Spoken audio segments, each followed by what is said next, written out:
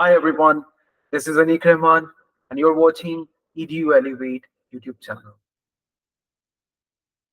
At this platform, we get you a lot of new learning, a lot of new knowledge, and people across the globe where they come and share their stories and their experiences and give us the insight about what they are doing and how they are doing. My name is Dylan Peterson. I currently work for AFS Intercultural Programs, which is primarily an exchange organization for secondary school students. But we also have a number of programs for educators around the world, and that is my role. I help coordinate and manage those programs for educators. I am based in Seattle on the west coast of the United States. I'm a former teacher. Before joining AFS, I was a teacher in various places in the United States, as well as in Mozambique for a couple of years. And that experience, I think, really just opened up my eyes to the profession of teaching, how there's so many universal aspects of being an educator, regardless of where you are in the world. And that was a huge motivation for me to take this position with AFS. Well, I'm glad to be a part of this journey for yourself. Actually, because I have done some a course with AFS recently. I was the part of that particular course, and I learned a lot, literally. And I saw over there that there are so many people from different backgrounds, different cultures, different countries. Apart from there are different things going on, like you call it resources or anything, but they are together to do something that motivates me more. So I've recently started this channel, and my main motivation is that I can bring people across the globe and and get them on my platform, and different people can listen to them and hear their voices, because there are so many things that we really need to get along with, we really need to learn from. So I really want different people to come over here and share their experiences. I've contacted Sarita as well, Ma'am Sarita. So I'm gonna have her soon on my channel. I'm trying. Oh, wonderful. I know she'll love that. She's wonderful. Yeah, she's an all-star. And you mentioned that you were a teacher before. What was the subject of your teaching? Can you just share with me? I was a science teacher, so I taught mostly physical sciences at the 8th grade level, 9th grade, so kind of an introduction to chemistry. And then for 1 year, I was also a life sciences teacher as well. So a little bit of everything in there. No, I was going to mention, of course, like segueing into, we had the privilege of having you as part of the Global STEM Educators program, and really just appreciate that did have an impact on you so much that you were interested in having me on your podcast. So I'm just grateful for the opportunity to be here. And thank you so much. Our audience really want to know what AFS stands for, because we often use this term and they might heard it, but what's the AFS stands for, basically? Yeah. So currently, AFS does not stand for anything. However, it's based on and is an attempt to honor the past, when AFS stands for American Field Service. So AFS started as a voluntary ambulance driving service or organization during World War I, and then again in World War II. They would pick up, would go to the conflict areas and pick up wounded soldiers on both sides of the conflict and bring them to safety and bring them to health or to medical professionals. And after World War II, the organization came together. How can we prevent further conflicts from developing? And the clear way for them was exchange of ideas, dialogue, just learning to live alongside someone that's different than you, and learning that they're not scary, they're not evil, they're just like us, they're human. And so exchange, like promoting that exchange. And it's really grown. You know, in the beginning, it was mostly between the United States and Europe, those exchanges, but it has since grown into 60 plus countries now have direct exchanges, as well as AFS helps facilitate a number of other non-traditional exchange programs as well. So yeah, so AFS currently is just a placeholder for you know, the actual name of the organization, AFS, but it used to mean American Field Service. Oh, that's really good to know about the background of it, because I never find this information anywhere. So thank you so much for sharing with me. Of course, of course. And now I really want to know what inspired you to pursue a career in educational development or in educational field. Was there a particular moment or experience that you sparked this passion? I at first I was very interested in science. Like my first love, what I thought would be my first love would what I thought would be a science career. Like I really wanted to do something for the environment. Here in the Seattle area, there's a lot of historical pollution associated with the ocean here. There's a big body of the ocean water that comes in near the city called Puget Sound. And there's a lot of old piers or docks that are just kind of crumbling into the ocean full of pollutants. And so I was very motivated to be a part of the cleanup of that, the restoration, and that's what I ended up focusing on for my undergraduate studies was environmental toxicology, focusing on chemistry and just removing the toxicants from the soil so that they wouldn't go into the ocean and then up the food chain, right? I pursued that for a while. I then, on the side, was coaching track and field. It's another passion of mine. And I just found that in that time of my day, while working with youth, that was the most fulfilling part of my day. You know, it's just interacting with kids and being a role model and offering what I can in a way back. And so then I was like, maybe I need more than this. What can I do to make this more central of my career, right? And of course, teaching is the logical, you know, the next jump. So then I went back to school. I got a master's degree in teaching, and here we are. So I taught for a number of years, and in the middle of the pandemic, I was kind of faced with, you know, the reality many people had during that time of life totally changed. We were, my wife and I, we were not married at the time, but we were together living in a basement apartment in Washington, D.C., where I was teaching.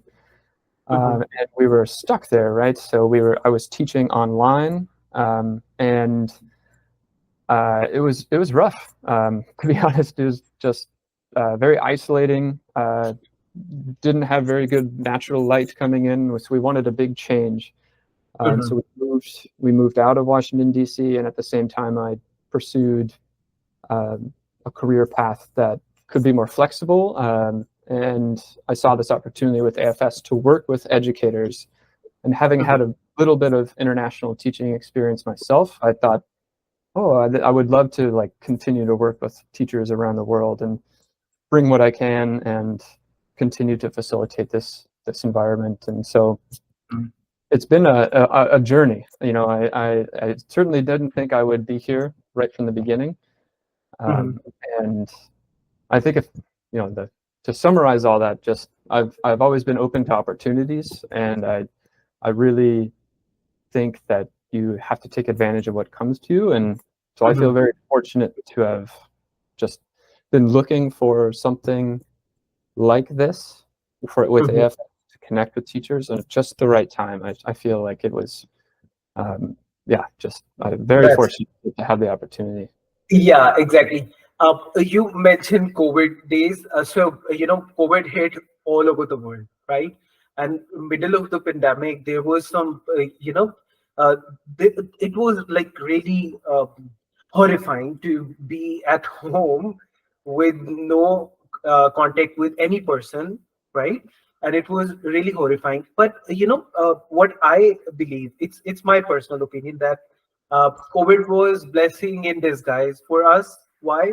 Because we get to learn new things. I am talking about this about my country, like my people or myself. That in pandemic, I get the opportunity to learn new things, like going online, doing courses, teaching new courses, teaching different styles to different teachers, because I'm affiliated with the 300 plus school chains, and I need to make them learn and make them equipped with new technology.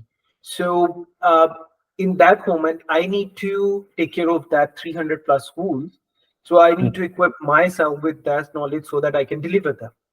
Yeah, So in a way, I have learned in the COVID, and COVID was for me it was blessing in disguise, and also it get me close to my family more. Why? Because we were at the home 24 by 7.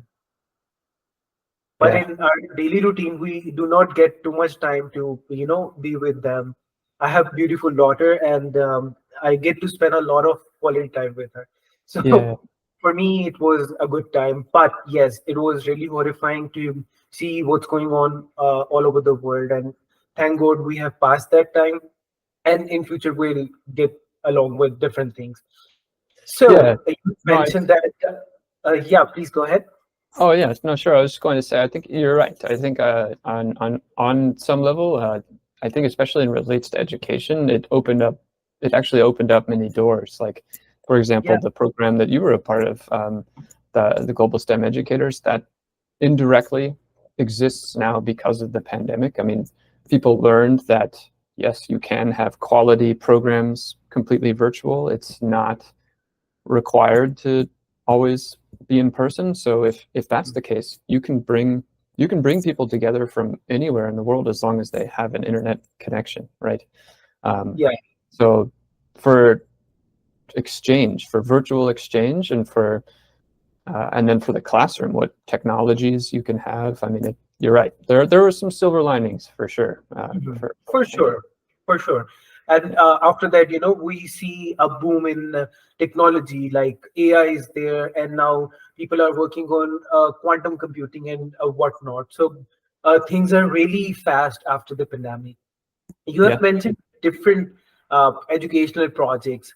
What innovative approaches have you found most effective in improving educational outcomes? Like, were there any approaches you use specifically to innovate something and bring out an idea for that?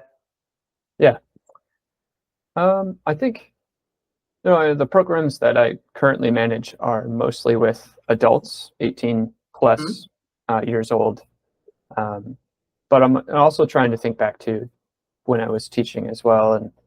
But what first comes to mind is with the programs that I manage now are just the exchange and dialogue that even you had mentioned earlier in this conversation of being in a Zoom room with people from many different countries, many different backgrounds of life, and dialogue, actually having conversations with those people and realizing that they're not so different. There's no reason to think that we can't connect on many different levels. Especially first being an educator.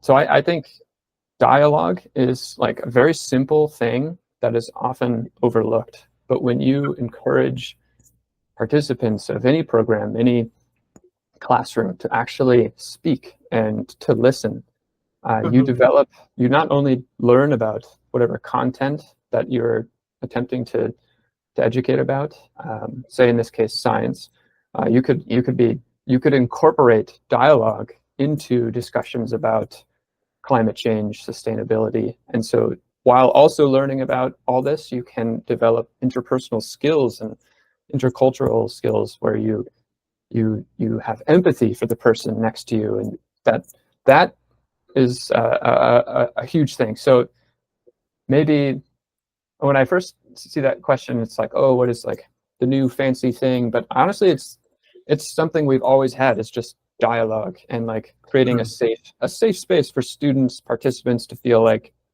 they can say what they want without judgment or being ridiculed or anything like that. Yeah, right.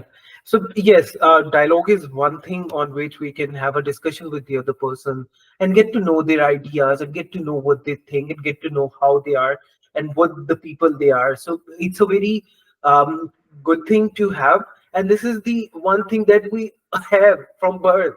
Like this is the Yeah, one thing that yeah. we know, but we do not often use it. So thank Oh, you and so if you, much for giving us that platform.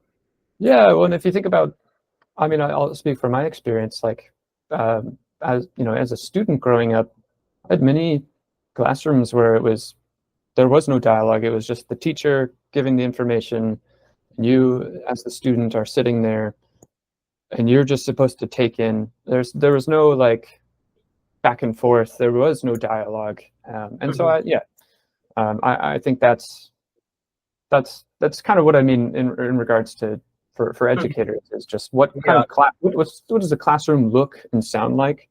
Are Mhm. students talking to each other in a meaningful way?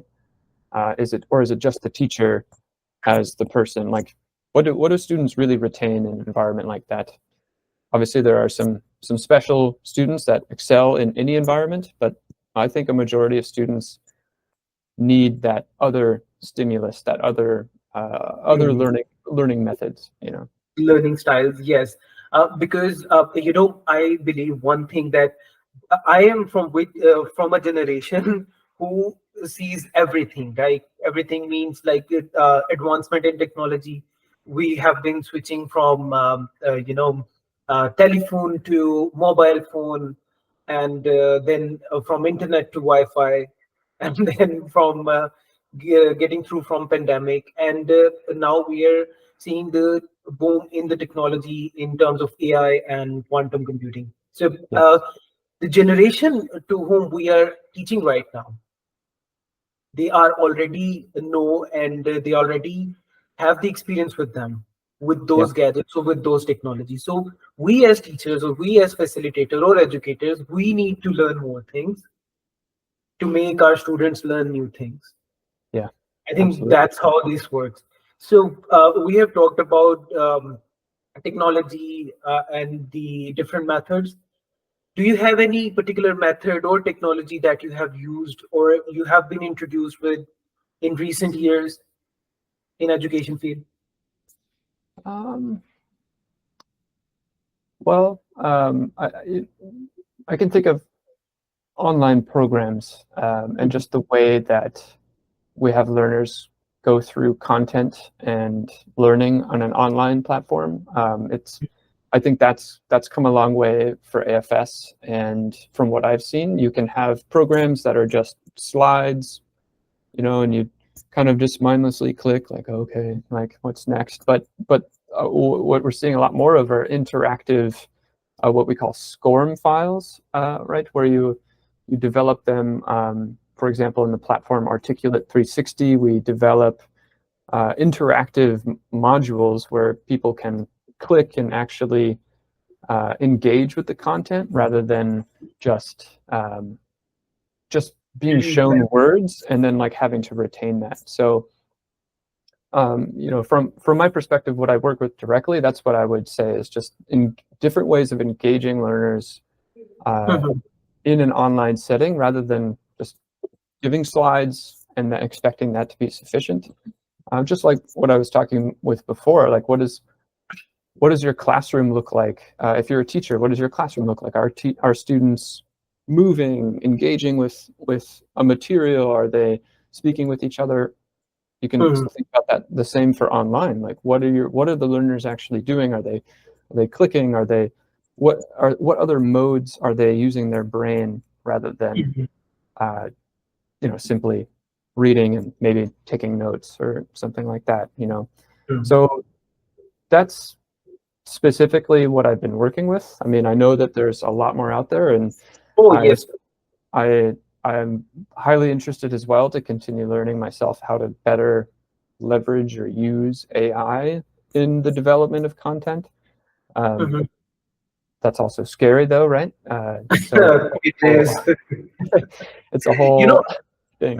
yeah, everything has its pros and cons. Like, I have one particular thing which I tell the teachers and the learners again and again: excess of everything is not good.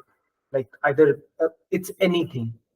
If you get one thing more often and you get used to it, it's not good for you, right? Just Yeah, like air is very good for us for breathing and all that stuff, but excess of it, when it gets into tornado or something like that, it's not good for us. Similarly, it goes with everything. Either it's I, technology, either it's anything in our life. Excess is not good thing in yeah. any way possible. Um, It makes me well, if I can, I have one of my old coaches for track and field has this quote I always love. He always said, "Everything in moderation except for moderation." So like that's the one thing you need to do all the time is be be moderate with everything. Like don't go in excess because usually, yeah, you can make a good thing feel like a chore. You can just burn yourself out. So yeah, I agree. It's a good true. In mantra. that. It's a good thing to believe. Like, yeah, Yeah. So every field has its own challenges. I get that. I am from education field as well, but I really want to know: do you have any challenges in your field, like implementing anything, or do you think no, everything is okay and good for me? oh, certainly there are challenges. We work with teachers in almost every time zone. So right away, a very basic challenge is how do we coordinate a program for people that are everywhere in the world? And there are lots of internet connection issues, people joining Zoom calls that, I can't hear, so how do we manage, how do we mitigate Mhm. anything taking away from the program? Um, but then maybe a challenge that I like to focus on more is like how do we keep how do we keep the program relevant as time goes on? How do we adapt as the world changes, as you've mentioned before? So like, we have this program now of Global STEM Educators that's in its second year, but what will that look like in 5 years? Mhm. So how can we continue to run a quality program while at the same time think what can we do to make it still worthwhile for educators and participants to join? So that's what comes to mind is like it's just the day-to-day operations are of course a challenge, but then on the flip side, conceptually, like how do you still have a product or a program that is quality over Mhm. time with Yeah. so much change, like we're saying, just yeah. Exactly. So, when you are somewhere, like anywhere, you think that the other person is very comfortable and doing everything very good. There is no challenges, but at every level, I have seen in every country, in every level, in every city, if you say, and name any country or any city, they have their own particular challenges with them, right? We cannot say that he's living in that particular area or state or maybe city, so he is having that much resources or maybe that much things with him or her.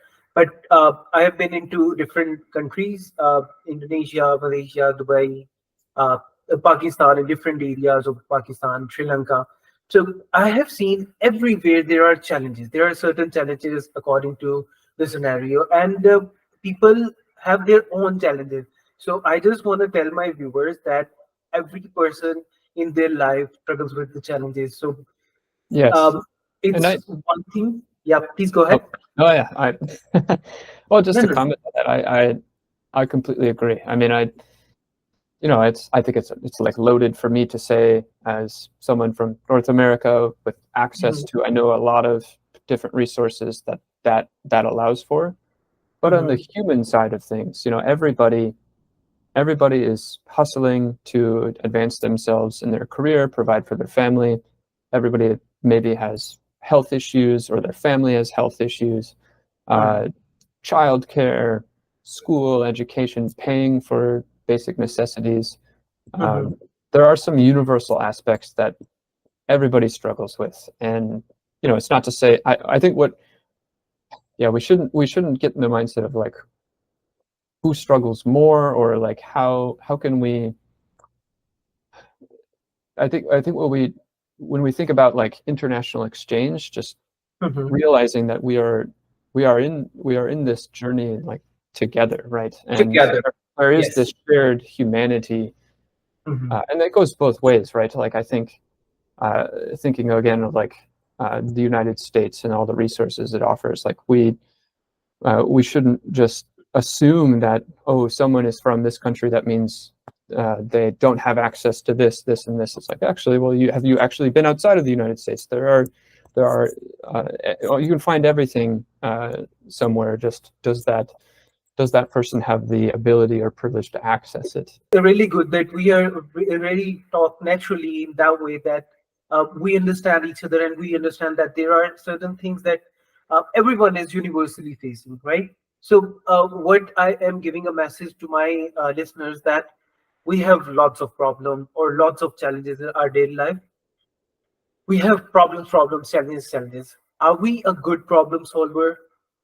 Are we a good, you know, person on thinking about, okay, here is a challenge, how I can overcome this? We just brag about, hey, there is so much challenges, there are so many problems, this and that, but no one really works on that, or no one goes on into the problem solving thing. So I really want to request my listeners to be a problem solver instead of problem creator. Yeah. You'll see a difference in the in your community and later on in the world, because everything happens in a slowly pace if it's steady. So then Yeah, it's gonna make a big impact. absolutely. And maybe not even a problem for yourself, like if someone around you, someone close to you is suffering from something, or going through a hardship. But yeah, what can you do to potentially, even in small ways, just make life a little bit better for them? Yeah, exactly. There's So, so we have talked about education a lot, and next I really want to ask you. I know you know about SDGs, and you guys are already working on it. So, what aspects of SDGs are you currently working on? Because there are 17. Are you working on all the 17s, or there are some particular goals that you are working on? So we use the Sustainable Development Goals as a framework to essentially guide our curriculum as it relates to global citizenship. So when we define global citizens as people that aim to develop a more peaceful and equitable world, what does that really mean? And one thing that we do is, when we say that it's more peaceful, it's more equitable, it is what is described in the Sustainable Development Goals. We want to aim to reduce poverty. We want to reduce hunger. We want to have a cleaner environment, life on land, life on sea. So it's the way we engage with the SDGs is not necessarily focusing on one, but providing resources and context for how to leverage the SDGs in being a global citizen and incorporating it into your curriculum as a teacher or an educator. So, I mean, clearly we are in the space of education. So SDG 4, quality education, is perhaps for us specifically where we are focusing on. But we also aim to educate about all the SDGs, if that makes sense. Oh yeah, that's really definitely makes sense, because UN is working on that as well, and you guys are already working on it. That's a huge contribution in the global network, and I am again really appreciable for the fact that I am a part of that particular program and I've learned more about it. I have the knowledge of it because I am the ambassador of that, but I got more knowledge of it. What aspects you think about SDGs? So I really get to know this. So that's really good that you guys are working on that. So, do you think environmental education or environmental sustainability is important? And do you think we can, make it a policy and make it a part of curriculum to make students and make young generation understand? Sorry, Okay. make them understand what's the impact of this in the future. Do you think that it's gonna work? Absolutely.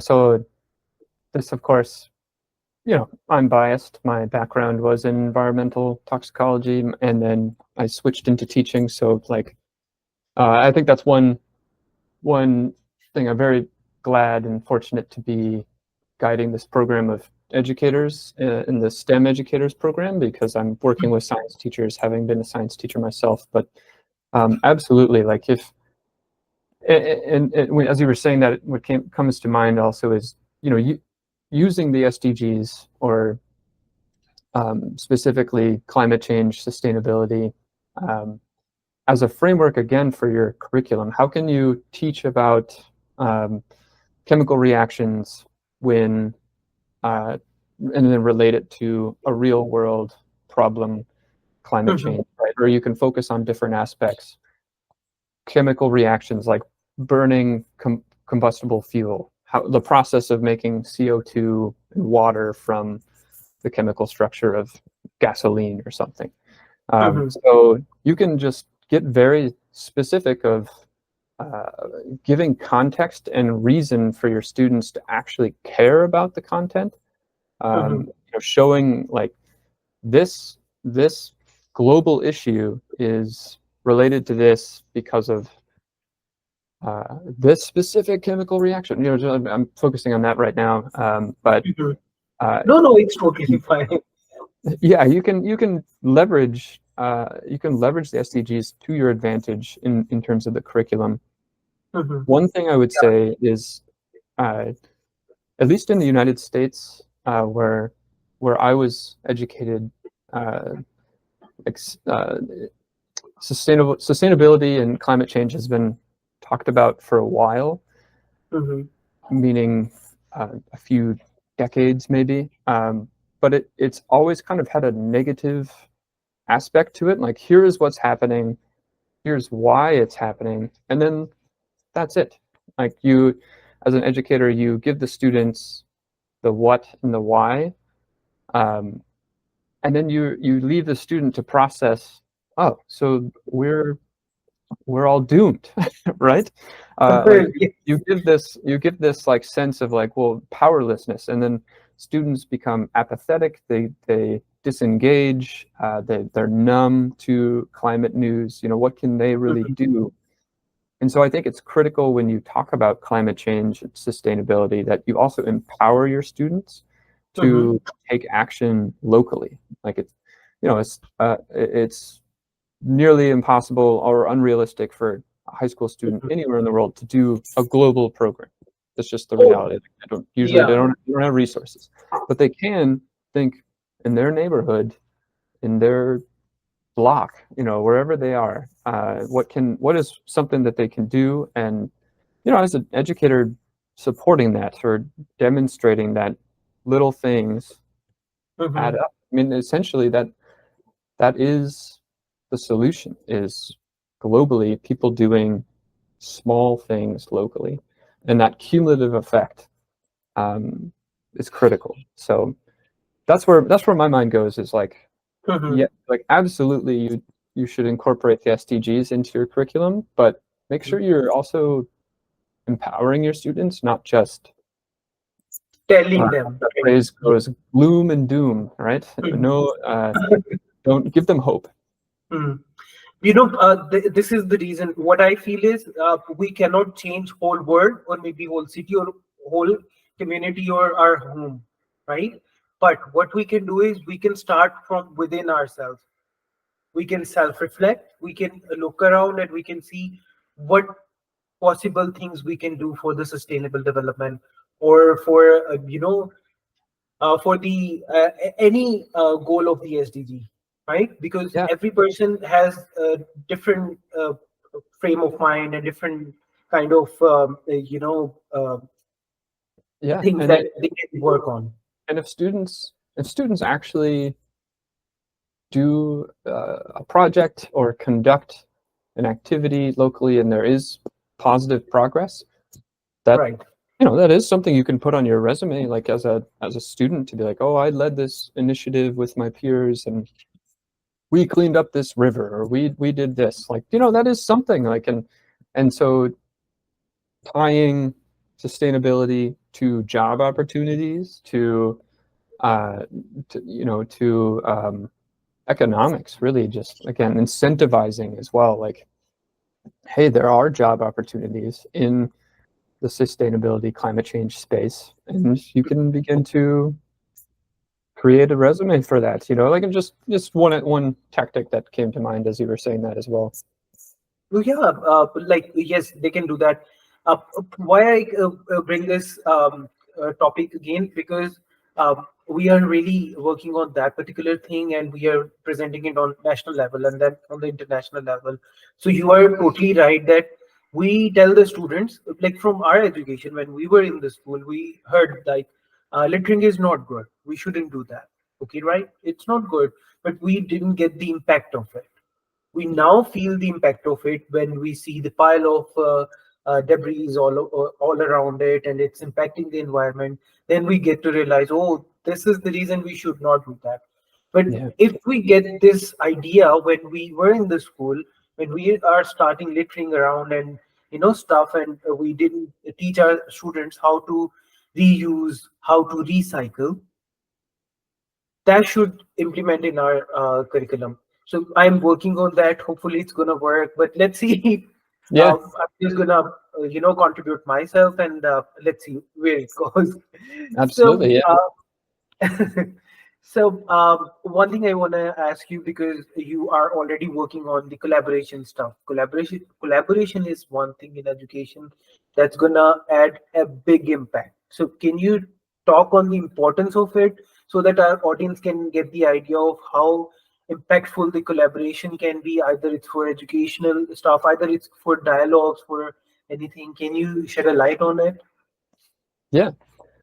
I mean, you hit the nail on the head, as the expression is. Like, collaboration can multiply the effect of whatever project or thinking about in terms of education and teaching, like a curriculum. You can really enhance what you bring to a classroom or to an education program.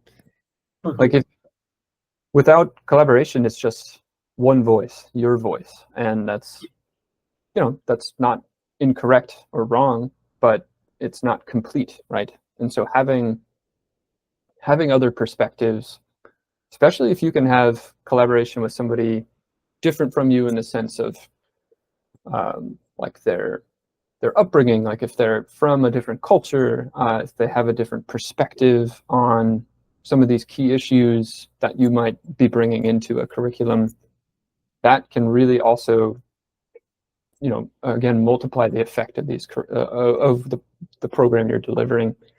Mhm. So, and I think one thing with AFS, we're very fortunate to have a global network, and when we have something that we're developing, we make sure to try to have input from almost every region of the world, Mm. from men and women, from people that identify as minorities in their country, to people um, that are part of the LGBTQ plus community. Just having like different voices Mhm. give you perspective, and Yeah. and like, of course, that's not realistic for everything. But even if you're a teacher and you've made a lesson plan, think of somebody who you could show it to before you do it and get their feedback. Mm. And whether that could be an experienced teacher with decades of knowledge, like, oh, that won't work. Like, you should do it this way. Or it could be a kid to be like, hey, I'm thinking of teaching this lesson. Do you think you would like this lesson. This So lesson or this type of learning. yeah, so in a general sense, collaboration, like it changes it from like a single story, like your perspective, to a more complete picture of whatever it may be presented. And obviously it depends on the situation, whatever the content is, and all that. But yeah, so I would highly encourage it to. I think the key thing also is being open to feedback, to realizing like, oh, maybe this wasn't so perfect before, like being humble even before the conversation starts. Exactly. Is key. Feedback is the one thing that we really make a habit of it, to uh, have a healthy and positive feedback on different things, because it's gonna add value to our thing. Either it's lesson plan, either it's any book which can give an impact, either it's anything you are developing. Feedback is one thing that give you insight on how and what impact you are gonna leave on the others. And you are right, we can get the feedback even from our student from the same age, or to whom we are going to deliver that lesson. We can ask them, hey, we're going to deliver it. You think you're going to enjoy this lesson or learn from this lesson? Or do you think this teaching method is going to one thing that you want your teacher should have? So I totally agree with you that feedback, the positive feedback, is really important in our daily life. So we Absolutely. should keep doing that, and we should keep looking forward to it in a humble way, because we are human. We tend to do wrong things, or we do mistakes. We are not perfect, so we need feedbacks. We need someone to tell us, "Hey, if you do this thing that way, that might gonna work." So thank you Absolutely. so much for bringing up the feedback thing. Oh yeah, and feedback's not always going to be positive per se, but you're the person giving feedback, just not doing it in a way that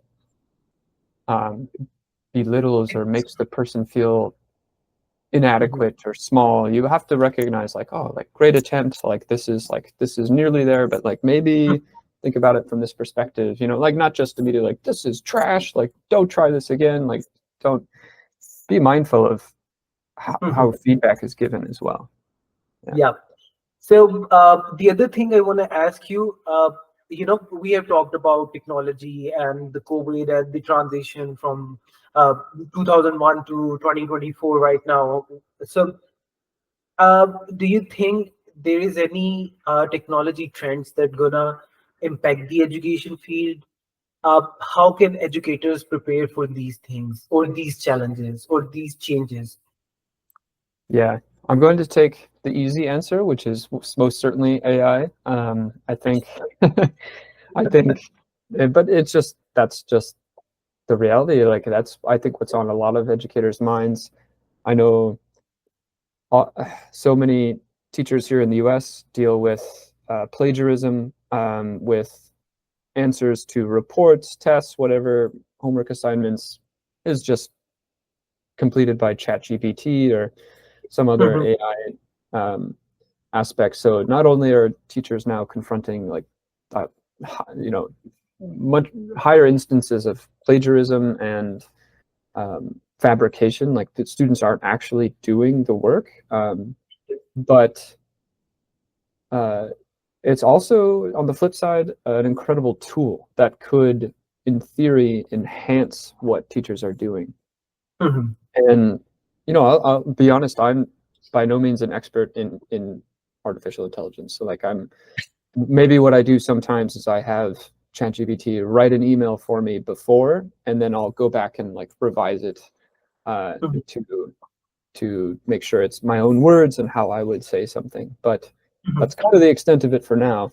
I hope to leverage it more in the future, but I think if when we first started talking, we were talking about like a growth or a continued a, a lifelong learner. That's what we talked about, like being a lifelong learner, and so having that mindset and bringing it to AI. Like as a Mhm. teacher, we as a teacher in the classroom, you need to know what your students are using at home, what they're exposed to, and you don't need to necessarily like it or be all in on it, but you need to be aware of what that what is their reality so that you can be the best teacher. Right? We really So need to equip ourselves. That's for sure. absolutely.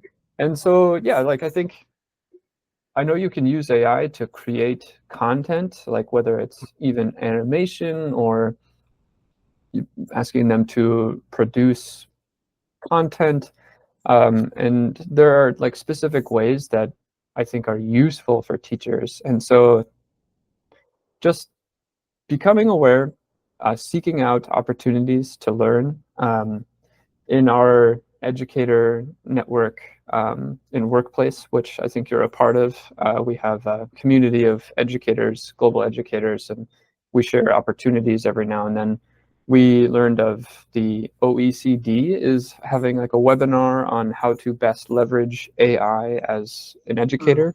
So it's just an example. There are free opportunities from leading organizations globally that are offering these opportunities to educators. So you don't necessarily always need to pay or to be enrolled in a program or anything.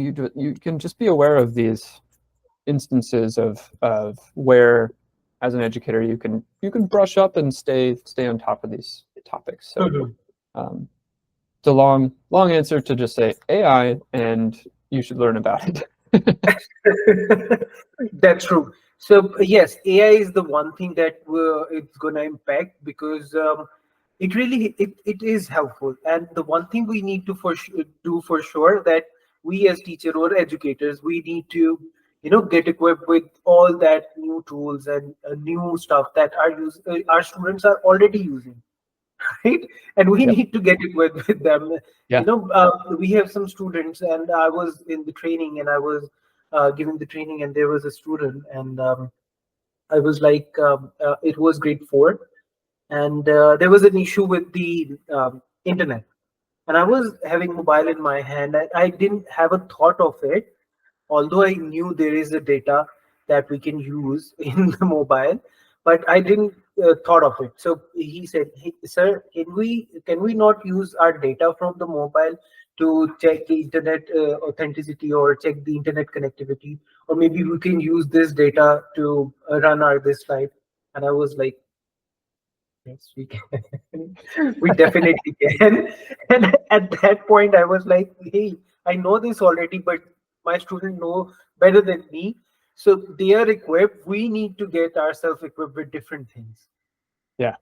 So Yeah. other than this thing, education is one thing that we need to be on toes. For me, I am on my toes the whole day. So is there any motivation for you that keeps you motivated and inspired? Uh, do you want to share with us? Yeah. Um, for me, I feel very privileged to be in this unique position of managing teachers from all around the world. So I have this view of teachers in their different breakout rooms and their different sessions being led by AFS facilitators from different countries. So I get to work with people that are seeking ways to improve their instruction, but then also seeking ways to like improve the world through their actions, through teaching global citizenship. So I'm inspired almost every day just by the teachers, by you, Anik, and everybody. Just that you're constantly seeking growth, whether that's personal growth or for the youth in your community. And it's just seeing that effect of the 250 educators in that program. We have another 300 in the Effect Plus for the classroom program on any given year. So hundreds of teachers who just they share their stories and they share the work that they're doing in their classrooms, and that to me it's very inspiring, and that that's what motivates me to continue, is to just to see that there's this passion globally to improve for the education we're giving to the next generation. And I think, well, maybe you can comment on this as well. Like I think teachers, when they join the program, they also feel that they're like, oh, this is I'm not isolated in this passion. There are people all over that also feel similarly to how I feel. Oh, definitely. I can vouch for that, and I can tell that because I have already experienced this. For a fact, that was on Sunday. We teachers or educators do have one thing in common, that one day is totally dedicated for us. It's Sunday for our other work and all that stuff. But people across the globe take their time, apart from differences from different time zones. They take their time, and they were part of it, and I really uh, honored that I was the part of it, and I get to connect with different people, and get to know them. And this is the one thing that motivates me the most, that we keep on learning with different persons and with different personalities and on different frame of minds, and we get to know people, like what they are and who they are actually. So that's really motivates me, and I really can say that this was the wonderful online learning platform Yeah. I come across with.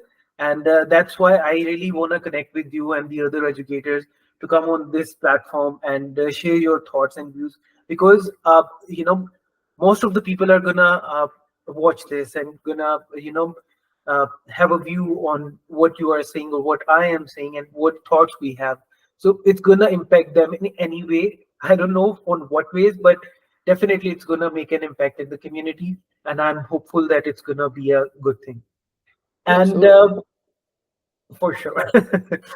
And on the final thoughts, like it's not a goodbye to you, because I really wanna connect with you again and again with different educators as well, so that we exchange ideas and exchange things. Right? Absolutely. So Yeah.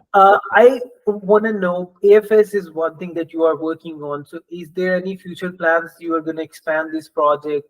And one thing for sure, please do share with me the links, so that I can put it in the video, so that our audience can go there and check the resources over there. Any resource you have, just like AFS do have many resources, and Yeah. GCED has many open courses that our audience can learn from. So do Yes. share more links with me so that I can, ask Absolutely. my audience to go Yeah. ahead and do the Yeah. courses. We don't have as of now, there is no direct AFS Pakistan partner.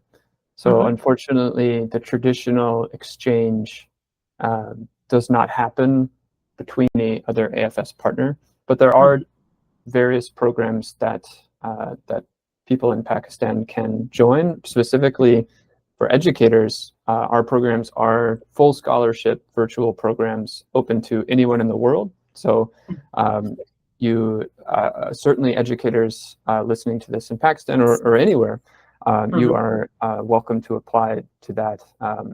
And I would encourage people to follow AFS's social media. There are a number of other programs also available for secondary school students, scholarship programs as well. I'm not too familiar on that specifically for people living in Pakistan. mm-hmm. So I don't want to comment too much on that, promise anything that I don't know for sure, but I'm sure following the social media and learning about opportunities there would really help. But I can with confidence say that teachers we want more teachers from Pakistan to join these programs. Mm-hmm. Every year we have 550 scholarships globally for educators. Mm-hmm. We try to spread that as much as we can to have representation from every part of the world. So we encourage anyone listening to this to look into the AFS Global STEM Educators program, and then the AFS Effect Plus for the classroom program. I will certainly send you the links, Anik. We're Sure. also we're also developing you're the first to learn. We're developing our own podcast as well. So it's one reason when you invited me here, I was like, oh, yeah, certainly. Like I would have said yes anyways, but I was also curious to just learn. I've never been on a podcast before, so to learn how the process goes. So we are thinking of various educators that we have in our network, having them on for a conversation as well. And so maybe we'll be fortunate enough to have you on as well. A little podcast exchange, Anik. Sure, why not? I love to do that. And I can help you with that as well. I'm gonna cut this part from the recording when I put it on the YouTube. So I'm gonna help you with that. No issue at all. You can ask me any time you want. Other than this, thank you so much for sharing this. I Is there any particular criteria to uh, be a partner from Pakistan for exchange program? Do let me know, because I have connection with lots of universities and other schools, so maybe we can work on it, and maybe Pakistan is the one of the country where the students can exchange. It's just for an idea. Oh yeah. I mean, I certainly agree, and I do know it's a complex process to become a full AFS partner. It must be, usually it's an organization that is its own nonprofit with under another name that sort of develops as an affiliate, and it is self-sustaining, meaning that it doesn't need funds and support from the AFS network. And so once it can be proven that, oh, there's this track record of success on its own, then it can begin to have, be brought into the AFS network. And, I think AFS India, just your neighbor, right, could be an example of having discussions with people that represent the AFS India organization to just learn more about how that came about.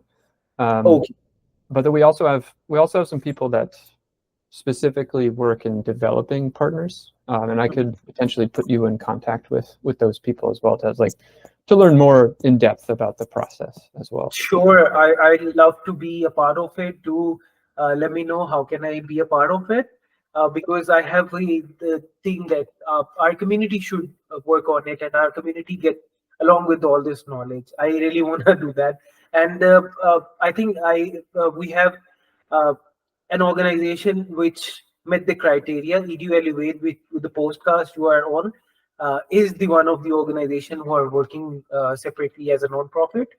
But let's see if when we explore it more, how it's going to work. So I really want to be a part of it. No issue. Yeah. No, Thank you so much for that. The dream would to have AFS every country, right? And then the possibility of exchange between any combination of countries. That's sure. That's Sure. the dream. Thank you so much. One thing I really want to ask you more, how our audience or how people can connect you with, do you have any social media handles, or you're going to share your social links so that I can put it in the video so that people can connect with you, or on LinkedIn maybe, or platforms? Absolutely. I'm happy to connect with people on LinkedIn. I'll share my profile with you. I'm happy to share my direct email with you as well. I mean, I'm okay with that. If people have specific questions about these educator programs, we have a global community for educators in the platform Workplace. It is open to any interested educator. So maybe it'll be a problem if thousands of people hear this and they're excited. But if we have a few, I don't know, however many educators are listening to this that are interested, we welcome you to join. So I'll give you the link, Anik, to share as well, so people can join our community there. And then, like I said, we're developing a podcast, and we're also developing a newsletter, a biannual newsletter, just something that will come out twice a year with global citizenship content, opportunities, scholarships, news, resources. So we would Mhm. encourage everybody to subscribe to that newsletter as well. So the Mhm. first issue is hopefully coming out in September. So there's still some time, but we can begin to, let me see if I can have a sign-up form already for you to give to you to include in your links. Oh, great. Thank you so much. Thank you so much for that. On a final note, because don't want to take so much of your time because I know you are going to be busy after that. So, on a final note, do you have anything to share with our audience, like any final quote or maybe a motivated quote, or make you want to suggest a book to read or any article to read? Great question. I I think what I think I'm just again thinking of the perspective of an educator who lives a very busy life and has responsibilities outside of their profession, raising a family, providing for your family, social obligations, and it can be a lot to just try to be the best at everything, the best you can at everything. And so I would maybe my final thought is just do things for yourself as well sometimes. It's okay to be selfish in certain situations to refill, like metaphorically refill your cup so that you feel energized to continue with those other aspects of life. Um, and so we constantly strive for performance and doing better, and especially teachers doing better for their students. But just remember to also do better for yourself. Like, build time for you. And, it just resonates with me a lot recently as well. Just, like taking time to do what you personally want to do so that these other things that maybe are more obligations, they come a little bit easier. Mhm. Um, for some reason that comes to mind right now. I don't have any necessarily resources with that, but that's what I would Oh, add. resources is one thing, it's fine. But it's really good that whatever came into your mind, you share with us. I'm really uh, thankful to you. You have joined us and you take the time and you are on our channel and you are a part of it. So thank you so much. So everybody listening, we would encourage you to like and follow Anik here and his channel. It's an exciting opportunity to just be listening to his conversations with his guests, and I know for me it's been an incredibly enriching conversation. And thank you, Anik, so much for the opportunity to be here. And I look forward to just continuing to collaborate in the future. And thank you so much. Thank you so much, Dylan, for being here. I'm really glad that you are here with us, and I'm hopeful that in future we're going to collaborate more. And thank you so much. Keep watching EDU YouTube channel. We are going to get you a lot of new things, new knowledge, new learning. Until next time, bye bye.